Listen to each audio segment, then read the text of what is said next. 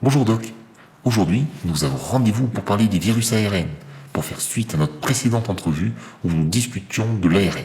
Pour ceux et celles qui n'ont pas encore vu cette vidéo, je vous conseille de cliquer sur le lien qui s'affiche.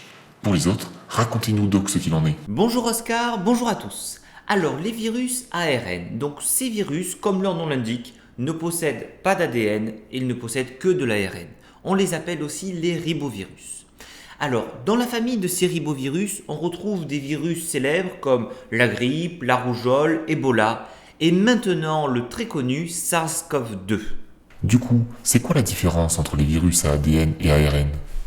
Eh bien, comme nous l'avons vu dans la vidéo précédente, l'ADN est en disque dur et est codé avec à peu près 3,3 milliards de bases.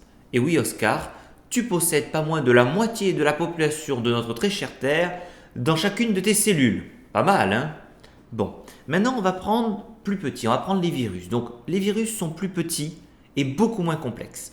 Donc si on prend par exemple le virus de l'herpès, qui est quand même un gros virus, hein, il possède à peu près 200 000 paires de bases. Donc on comprend pourquoi aisément certains virus arrivent à stocker toute leur information génétique sur la clé USB qu'est l'ARN. Et existe-t-il d'autres différences à part la taille? En effet, une autre différence entre ces deux types réside dans la nature même de l'ADN et l'ARN. L'ADN est par nature relativement stable, avec beaucoup de mécanismes de contrôle permettant de le réparer. L'ARN en revanche est moins stable, avec des mutations qui apparaissent plus souvent et une structure qui se dégrade plus vite. Cette caractéristique de fragilité à tous les points de vue de l'ARN fait que les virus ARN sont donc plus faibles, mais aussi mutent plus souvent que les virus à ADN. Et qu'en est-il de leur fonctionnement? Les virus à ADN doivent intégrer ton ADN. Ils rentrent dans ta cellule, puis dans le noyau de ta cellule pour intégrer ton ADN. Tout cela pour être transformé ensuite en ARN. C'est l'ARN qui va réussir à faire produire par ta cellule des copies du virus originel jusqu'à ce que celle-ci meure. Les virus contenant de l'ARN sautent donc la première étape et ordonnent directement à ta cellule de créer des copies du virus.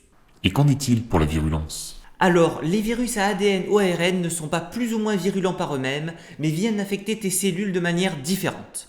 Les virus à ADN vont la plupart du temps venir s'intégrer dans ton code génétique, donc dans ton ADN, et forcer ta cellule à créer des petits clones du virus jusqu'à l'épuiser et conduire à sa destruction comme nous venons d'en discuter.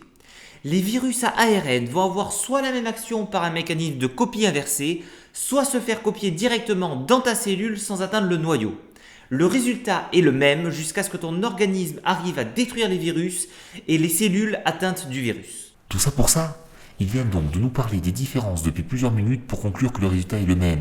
Il est complètement fou ce doc. Merci pour toutes ces précisions et cet éclairage. Cette métaphore sur le disque dur et la clé USB nous aidera pour bien comprendre la suite. On se retrouve prochainement pour parler des vaccins. En attendant, abonnez-vous, likez la vidéo et n'hésitez pas à commenter, je vous répondrai.